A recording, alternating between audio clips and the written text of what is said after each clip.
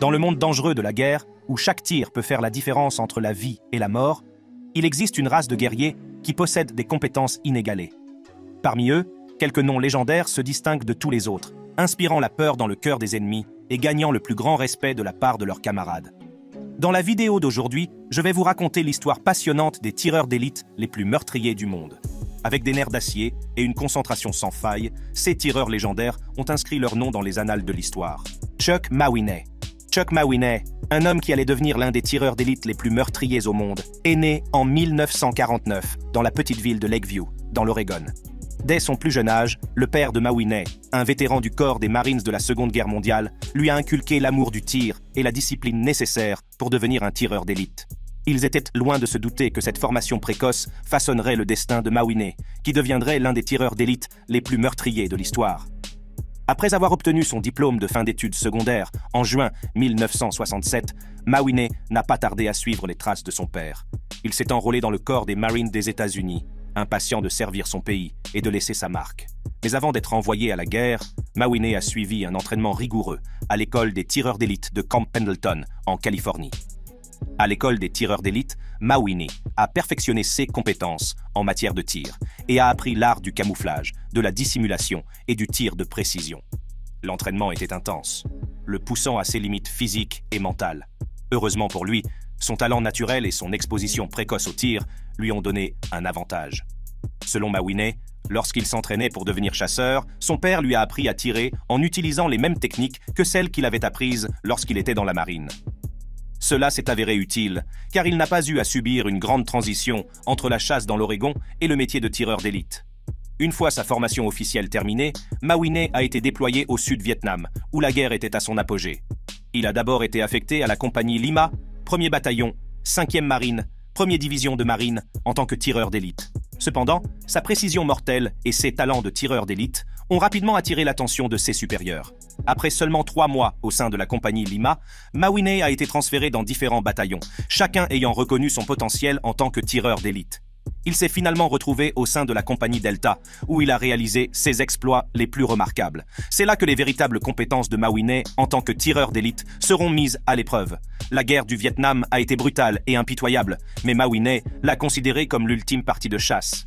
Il a relevé les défis et les dangers inhérents au métier de tireur d'élite, sachant que ses compétences pouvaient faire la différence entre la vie et la mort pour ses camarades marines. La mission de Mawinney était claire, protéger et éliminer l'ennemi. Équipé de ses fidèles fusils Remington M40 et M14, Mawinney s'est lancé dans d'innombrables missions, opérant souvent loin derrière les lignes ennemies. Il passe des heures à observer patiemment ses cibles, attendant le moment idéal pour frapper. Sa capacité à rester calme sous la pression et sa concentration inébranlable ont fait de lui une force avec laquelle il fallait compter. Dans l'un des moments les plus étonnants de sa carrière, Mawinney se retrouve positionné près de Da Nang, le jour de la Saint-Valentin 1969. Les services de renseignement avaient révélé qu'un important peloton de l'armée nord-vietnamienne avançait vers leur base. Le soutien aérien n'étant pas disponible en raison de la mousson, Mawinney s'est porté volontaire pour fournir une couverture en se positionnant près d'une rivière que l'ennemi devait traverser. Alors que les soldats nord-vietnamiens s'enfoncent dans la rivière, Mawinney attend patiemment, le doigt sur la gâchette. À chaque tir, il abat un combattant ennemi avec une précision mortelle. En seulement 30 secondes, il a tiré 16 balles, chacune d'entre elles étant une balle dans la tête. Les corps des soldats ennemis flottent sur la rivière, témoignant avec effroi de l'adresse inégalée de Mawinney. Au cours de sa mission de 16 mois au Vietnam, Mawinney a enregistré un nombre stupéfiant de 103 morts confirmés et 216 morts probables. Sa précision et son efficacité en tant que tireur d'élite étaient inégalées, ce qui lui a valu la réputation d'être l'un des tireurs d'élite les plus meurtriers du corps des Marines américains. Mais pendant des années après son service, les exploits de Mawinney sont restés largement méconnus. Dans les années qui ont suivi sa retraite du corps des Marines en 1970, Chuck Mawinney a repris une vie tranquille à Lakeview, dans l'Oregon. Il travaille pour le service forestier des États-Unis, se consacrant à sa femme et à une carrière qui est loin de l'intensité de ses journées en tant que tireur d'élite. Pendant plus de 20 ans, Mawinney a vécu dans un relatif anonymat, ses remarquables exploits n'étant connus que de quelques privilégiés. Ce n'est qu'en 1991, avec la publication du livre d'un autre tireur d'élite des Marines, Joseph Ward, que l'histoire de Mawinney a été révélée. Le livre décrit ses incroyables exploits en tant que tireur d'élite, confirmant son statut exceptionnel. À la suite de la diffusion du livre de Ward, le monde a enfin reconnu l'extraordinaire adresse au tir et le dévouement inébranlable qui ont caractérisé le service de Chuck Mawinney au Vietnam. Aujourd'hui, Mawinney mène une vie tranquille à la retraite, partageant occasionnellement son expérience avec des classes de tireurs d'élite professionnels en formation. Son fusil M40 est exposé au Musée national du corps des marines, ce qui témoigne de son incroyable habileté et de son héritage. Dans une émission spéciale de la chaîne History Channel intitulée Sniper, The Anatomy of the Kill, l'anatomie de la mort, un stupéfiant coup de tête de Mawinney a été recréé, renforçant encore sa place dans l'histoire militaire. Lorsqu'on lui demande des conseils, Chuck Mawinney donne aux aspirants tireurs d'élite ces 3 règles: s'entraîner, s'entraîner et encore s'entraîner. Son dévouement à son métier, son talent naturel et son engagement inébranlable à protéger ses camarades marines ont fait de lui l'un des tireurs d'élite les plus dévastateurs de l'histoire de la guerre moderne. L'histoire de Chuck Mawinney témoigne du pouvoir de la discipline, de la compétence et de l'impact qu'un individu peut avoir sur le cours de l'histoire. Son héritage en tant que l'un des tireurs d'élite les plus meurtriers du corps des marines américains restera à jamais gravé dans les annales de l'histoire militaire. Chris Kyle.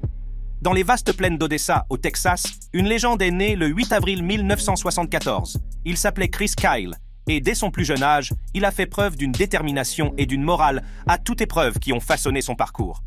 Ayant grandi au sein d'une communauté très unie, Kyle a été élevé avec une profonde appréciation des valeurs familiales et une solide éthique du travail. Il a fréquenté le lycée de Midlothian, où il a excellé tant sur le plan scolaire que sportif.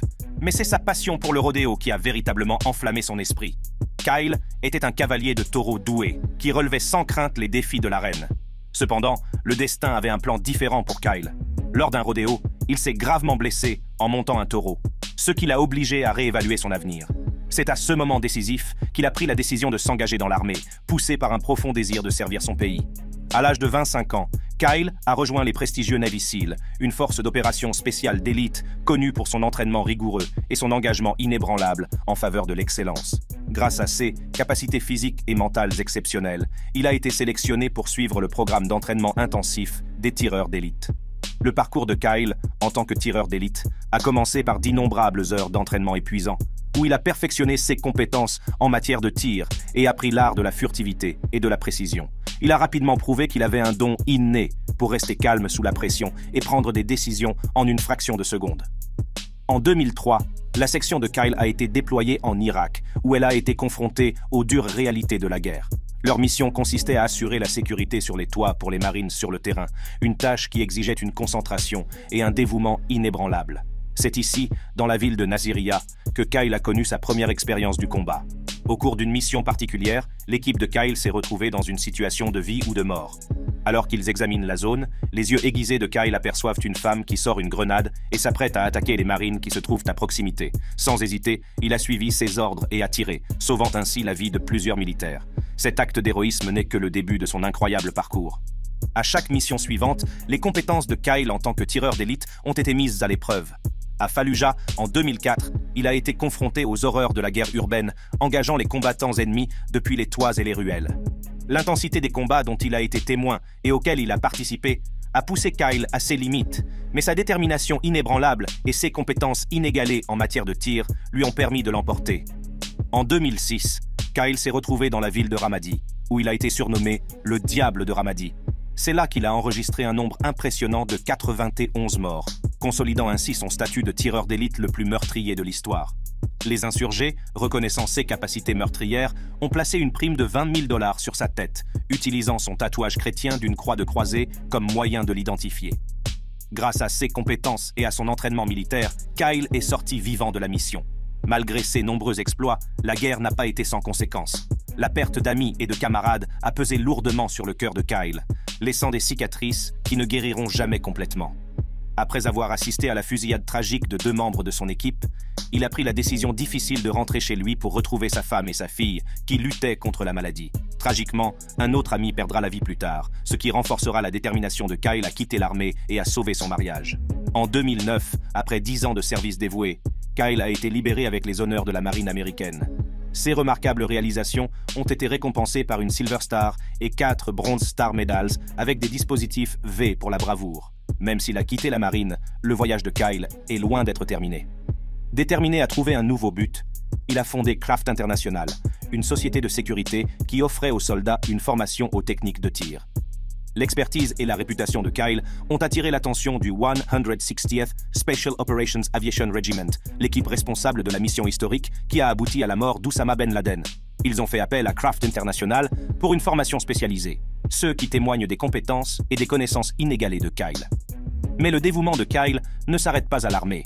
En partenariat avec la fondation Fitco Cares, il a travaillé sans relâche pour fournir des équipements d'exercice aux anciens combattants dans tout le pays, reconnaissant l'importance du bien-être physique et mental dans la transition vers la vie civile. Son engagement envers ses camarades militaires est inébranlable. En 2012, Kyle a publié son autobiographie « American Sniper, The Autobiography of the Most Lethal American Sniper », l'autobiographie du tireur d'élite américain le plus meurtrier, qui a fait sensation au niveau national. 2 ans plus tard, le livre a été adapté en un film réalisé par Clint Eastwood et interprété par Bradley Cooper. Kyle a fait des apparitions dans divers talk-shows et programmes de télé-réalité, renforçant encore son statut de légende militaire. Tragiquement, le 2 février 2013, alors qu'il se rendait au stand de tir de Rough Creek Ranch Lodge Resort dans le comté d'Herat, au Texas, avec son ami Chad Littlefield et un autre vétéran identifié comme Eddie Ray Ruth, Kyle a été tué. Il a été abattu par Ruth, dont on dit qu'il souffrait de troubles mentaux à l'époque. Avant l'incident, Ruth avait fait des allers-retours dans des hôpitaux psychiatriques pendant au moins 2 ans et avait été diagnostiqué schizophrène. La mort de Kyle a été pleurée par plus de 7000 personnes qui ont assisté à ses funérailles publiques au stade AT&T d'Arlington au Texas. En juin 2013, son 2e livre, American Gun, a été publié à titre posthume. Lyudmila Pavlichenko. Le parcours de Lyudmila Pavlichenko, pour devenir l'un des tireurs d'élite les plus meurtriers au monde, a commencé dès son plus jeune âge.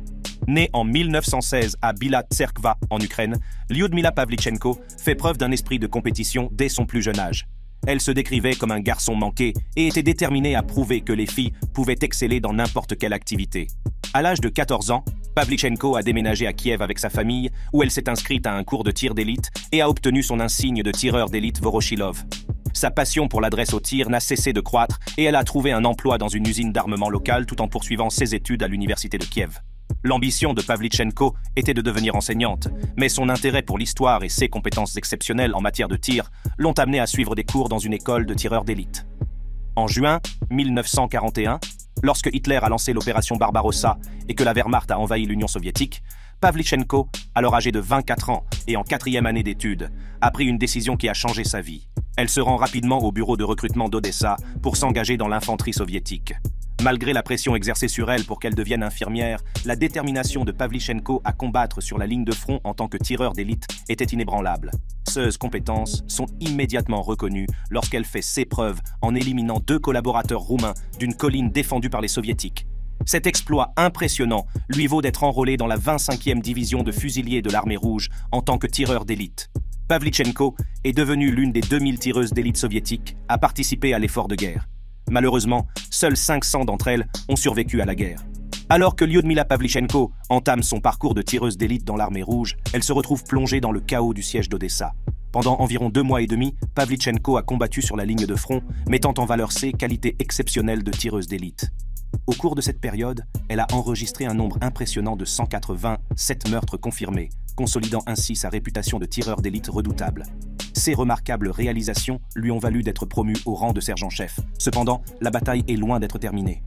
En octobre 1941, lorsque l'armée roumaine a pris le contrôle d'Odessa, Pavlichenko et son unité ont été contraints de se replier sur Sébastopol, où ils ont dû faire face à un nouveau siège éprouvant. Le siège de Sébastopol a duré 8 mois, caractérisé par des combats intenses et de lourdes pertes de part et d'autre. Malgré les circonstances difficiles, le nombre de tués de Pavlichenko a continué à augmenter, atteignant le chiffre étonnant de 257 tués confirmés en mai 1942. Ces performances exceptionnelles sur le champ de bataille ne sont pas passées inaperçues. Son dévouement sans faille et ses compétences remarquables lui valent une nouvelle promotion, cette fois au grade de lieutenant. Au fur et à mesure que son nombre de tués augmente, ses missions deviennent de plus en plus dangereuses. Elle s'engage dans des duels passionnants avec des tireurs d'élite ennemis, dont elle sort victorieuse à chaque fois. Un duel en particulier a duré 3 jours, au terme desquels Pavlichenko a éliminé l'un des meilleurs tireurs d'élite de l'ennemi. Ses prouesses, en tant que tireuse d'élite, étaient inégalées. Au moment où Pavlichenko a été retiré des combats de première ligne, son nombre d'exécutions avait atteint le chiffre sans précédent de 309 exécutions confirmées. Sa réputation de tireuse d'élite parmi les plus meurtrières au monde s'est consolidée et elle a gagné le surnom de Lady Death auprès de ses ennemis. L'armée allemande, consciente de ses compétences mortelles, a tenté de la soudoyer et de la menacer. Mais Pavlyuchenko est resté fermement attaché à la cause soviétique. Malgré ses remarquables exploits sur le champ de bataille, le parcours de Lyudmila Pavlyuchenko en tant que tireuse d'élite a pris un tournant dramatique pendant le siège de Sébastopol. En juin 1942, alors qu'elle était engagée dans un combat intense, elle a été gravement blessée au visage par des éclats d'obus de mortier. L'armée a reconnu son immense valeur en tant que tireur d'élite et a pris la décision difficile de la retirer du combat avant qu'elle ne soit complètement rétablie. Le temps passé par Pavlyuchenko sur les lignes de front était terminé, mais sa contribution à l'effort de guerre était loin d'être achevée. Le haut commandement soviétique voyait en elle un atout précieux dans un rôle différent, la propagande. Reconnaissant son statut de lieutenant soviétique hautement décoré et de tireuse d'élite la plus meurtrière de l'histoire, ils lui ont confié la tâche de rallier des soutiens et de remonter le moral des troupes. À la fin de l'année 1942, Pavlyuchenko arrive à Washington, représentant l'Union soviétique, pour une mission visant à rallier le soutien des Américains en faveur d'un second front en Europe. L'armée rouge subit de lourdes pertes et Staline estime qu'un second front permettrait de diviser les forces allemandes. Pavlyuchenko est devenue la première citoyenne soviétique à être accueillie à la Maison-Blanche, où elle a rencontré Eleanor Roosevelt, la première dame. Les deux femmes ont noué une amitié profonde et durable. Bien qu'elle n'ait que 25 ans, qu'elle ait été blessée 4 fois au combat et qu'elle ne parle pas l'anglais, Pavlyuchenko entreprend une tournée aux États-Unis, ce qui est impressionnant. Elle prononce des discours devant un large public, partageant son expérience de femme au combat et plaidant en faveur de l'engagement américain dans les combats en Europe. La présence de Pavlyuchenko a captivé le public américain, mais la presse s'est souvent concentrée sur des questions triviales telles que son style ou son manque de maquillage, dépréciant ainsi ses exploits héroïques. Sans se laisser décourager par les défis et le sexisme auxquels elle a été confrontée, Madame Pavlyuchenko a continué à voyager à travers les États-Unis, inspirant des milliers de personnes par sa bravoure et sa détermination. Elle a parlé avec passion de l'absence de ségrégation raciale au sein de l'armée rouge et a plaidé en faveur de l'égalité des sexes. Ces paroles puissantes ont trouvé un écho auprès du peuple américain et elle a bénéficié d'un large soutien. La tournée de Lyudmila Pavlyuchenko a dépassé les frontières des États-Unis et l'a conduite au Canada et en Grande-Bretagne. Dans ces pays, elle poursuit sa mission de mobilisation en faveur d'un second front allié en Europe. La présence de Madame Pavlyuchenko et ses discours percutants ont trouvé un écho auprès du public, laissant un impact durable partout où elle s'est rendue.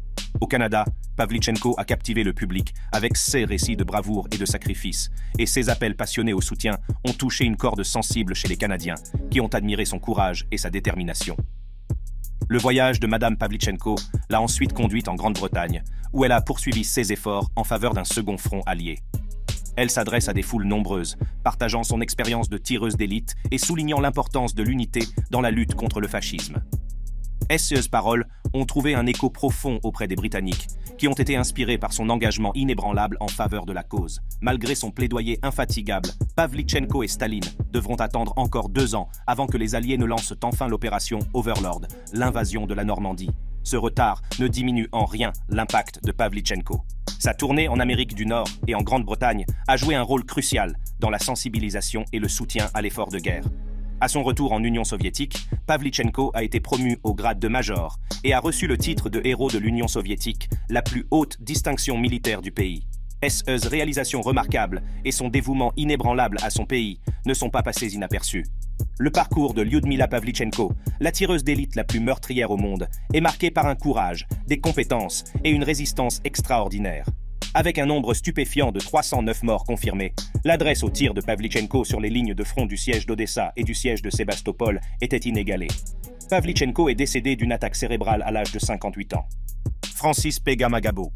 Francis Pega-Magabo, qui est entré dans l'histoire pour avoir été l'un des tireurs d'élite les plus meurtriers au monde, est né en 1889 dans la réserve indienne de Parry Island, aujourd'hui connue sous le nom de Première Nation Wasauksing.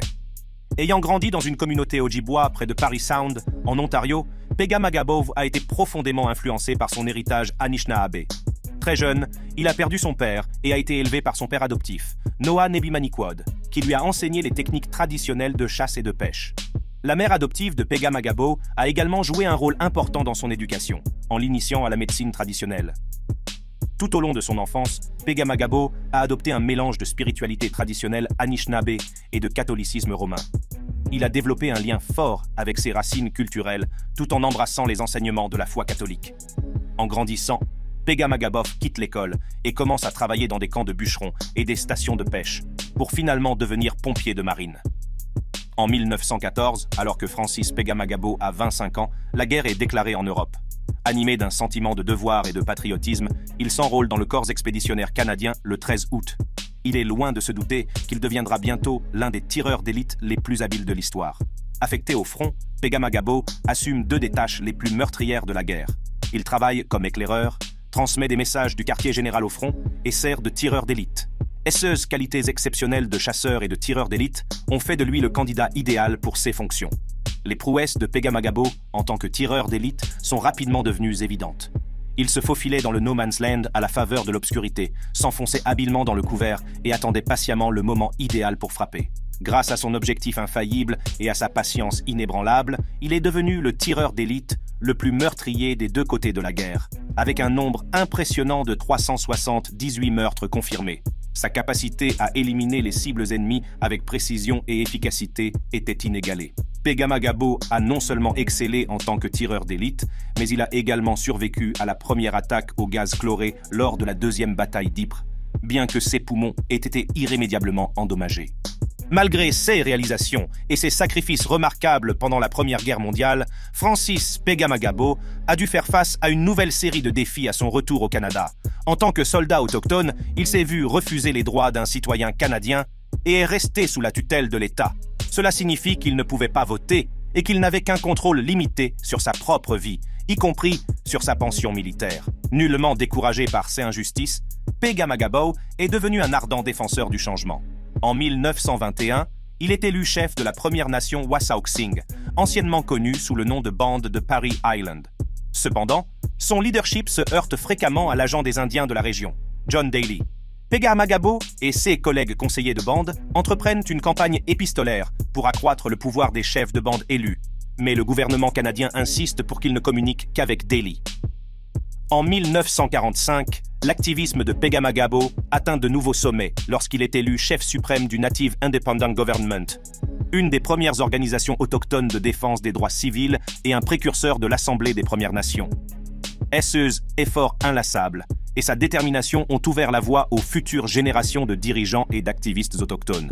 Tout au long de sa vie, Pegamagabo a correspondu et rencontré d'autres personnalités autochtones, dont Fred Loft, Jules Sioui, Andrew Paul et John Tootoosis. Ses contributions à sa communauté et sa défense inébranlable des droits des autochtones ont été importantes et ont laissé un impact durable sur la lutte pour l'égalité et la justice. Outre ses prouesses militaires et ses qualités de dirigeant, Pegamagabo a eu une vie personnelle bien remplie. Il était marié et sa femme et lui ont eu 6 enfants. Pegamagabo est finalement décédé dans la réserve de Parry Island en 1952, à l'âge de 61 ans. Aujourd'hui, son héritage demeure un exemple de vie consacrée au service, à la détermination et à la poursuite de la justice. Ses médailles et son couvre-chef sont exposés au Musée canadien de la guerre et une statue de bronze grandeur nature est érigée en son honneur à Parry Sound. L'histoire de Pegamagabo continue d'inspirer et de nous rappeler les sacrifices consentis par les soldats autochtones et la lutte permanente pour les droits des autochtones. Fyodor Oklopkov. Fyodor Oklopkov était un héros soviétique dont les remarquables qualités de tireur et le dévouement inébranlable ont fait de lui une force avec laquelle il fallait compter pendant la Seconde Guerre mondiale. Né le 3 mars 1908 dans le petit village de Krest-Kalzai, en Yakoutie, dans l'Empire russe, Oklopkov a été élevé dans une famille de paysans yakoutes. Ses débuts ont été marqués par les difficultés et l'adversité. N'ayant reçu qu'une éducation primaire et tragiquement orphelin à l'âge de 12 ans, il a été contraint d'exercer divers métiers pour subvenir aux besoins de sa famille. Dès son plus jeune âge, M. Oklopkov a fait preuve d'une éthique du travail et d'une résistance à toute épreuve. Il a travaillé comme transporteur dans une mine locale, transportant de lourdes charges pour gagner sa vie. Plus tard, il est devenu conducteur de machines dans une ferme collective, démontrant ainsi sa détermination à surmonter les défis que la vie lui a lancés. Le peu de temps que Oklopkov avait à disposition, il le passait à s'entraîner au tir d'élite avec Ozo Aviakim. Son zèle et son engagement lui ont permis d'obtenir l'insigne de tireur de Voroshilov pour sa précision. En septembre 1941, la vie d'Oklopkov prend un tournant dramatique lorsqu'il est enrôlé dans l'armée rouge. Il est affecté comme mitrailleur dans le 1243e régiment d'infanterie de la 375e division d'infanterie. Ce régiment, composé principalement de Sibériens, comprenait le frère d'Oklopkov, Vassili, qui a combattu à ses côtés. Vassili perd tragiquement la vie en janvier 1942, laissant Oklopkov dévasté. Cependant, cette perte n'a fait que renforcer sa détermination à se battre pour son pays et à honorer la mémoire de son frère. Avant de devenir tireur d'élite, Oklopkov avait déjà fait ses preuves en tant que tireur d'élite. Ses capacités de tir exceptionnelles ont attiré l'attention de ses supérieurs et il a rapidement gravi les échelons. Il devient le commandant d'une escouade de mitrailleurs, démontrant ainsi ses qualités de chef et son dévouement à ses camarades. En octobre 1942, moins d'un an après son arrivée sur le front, l'expertise d'Oklopkov en tant que tireur d'élite entraîne un changement important dans son rôle. Il est transféré au 234e régiment d'infanterie, où il est désigné comme tireur d'élite. Cette décision a été prise en raison de ses antécédents et de ses compétences exceptionnelles en matière de tir. Cependant, avant son transfert, Oklopkov avait déjà connu les horreurs de la guerre. En août, il est blessé au combat pour la 4e fois. L'étendue de ses blessures a nécessité son évacuation vers un hôpital d'Ivanovo, où il a suivi un traitement et s'est rétabli. Malgré les difficultés rencontrées, la détermination et la résilience d'Oklopkov n'ont jamais faibli. Après sa convalescence, il est retourné au front en tant que tireur d'élite, prêt à avoir un impact significatif sur le champ de bataille. En tant que tireur d'élite, Oklopkov s'est rapidement imposé comme l'un des tireurs les plus efficaces et les plus meurtriers de l'armée rouge. Sa précision et sa justesse étaient inégalées, ce qui lui a valu la réputation de ses camarades. Il lui fallait rarement plus d'un tir pour atteindre sa cible, ce qui témoigne de ses compétences exceptionnelles. Oklopkov se livrait à des duels prolongés avec les tireurs d'élite ennemis, attendant patiemment qu'ils révèlent leur position avant de frapper avec une précision mortelle. Sa capacité à déjouer ses adversaires et à les manœuvrer faisait de lui une force redoutable sur le champ de bataille. En plus de ses activités de tireur d'élite, Oklopkov a également appris à tirer au fusil anti-char et à participer à d'audacieuses missions de reconnaissance derrière les lignes ennemies. Sa polyvalence et sa capacité d'adaptation ont fait de lui un atout inestimable pour l'armée rouge. Pour ses remarquables réalisations, Oklopkov s'est vu décerner de nombreuses médailles et citations. Son dévouement à son devoir et son engagement inébranlable envers ses camarades ont fait de lui un véritable héros de l'Union soviétique. Même après avoir cessé de participer activement au combat, Oklopkov a continué à servir son pays. Oklopkov a continué à servir son pays en dirigeant le département militaire du comité du Parti communiste du district de Tatinsky, tout en étant membre du Conseil des nationalités du Soviet suprême. Le 6 mai 1965, Oklopkov a reçu tardivement le titre de héros de l'Union soviétique et l'ordre de Lénine. Malheureusement, il est décédé quelques années plus tard, le 28 mai 1968. Lui et sa femme Anna, qui a reçu le titre honorifique de mère héroïne, ont eu 10 enfants. En conclusion, Fyodor Oklopkov, l'un des plus grands tireurs d'élite que le monde ait jamais connu, a laissé une marque indélébile dans l'histoire de la Seconde Guerre mondiale. Le parcours d'Oklopkov, qui a connu des débuts modestes et est devenu un tireur d'élite légendaire, témoigne de sa résilience, de sa détermination et de ses qualités exceptionnelles de tireur d'élite. Malgré de nombreuses blessures et de nombreux revers, l'engagement inébranlable d'Oklopkov envers son devoir et ses camarades n'a jamais faibli. Son remarquable bilan de 429 morts, auquel s'ajoute l'utilisation d'une mitrailleuse, confirme son statut de tireur d'élite parmi les plus efficaces de l'armée rouge. Bien que cela ait pris plus de 20 ans, Oklopkov a reçu tardivement le titre de héros de l'Union soviétique en 1965 en reconnaissance de ses contributions extraordinaires à l'effort de guerre. Son héritage de tireur d'élite le plus meurtrier au monde perdure, inspirant les générations futures par son courage, ses compétences et son dévouement inébranlable.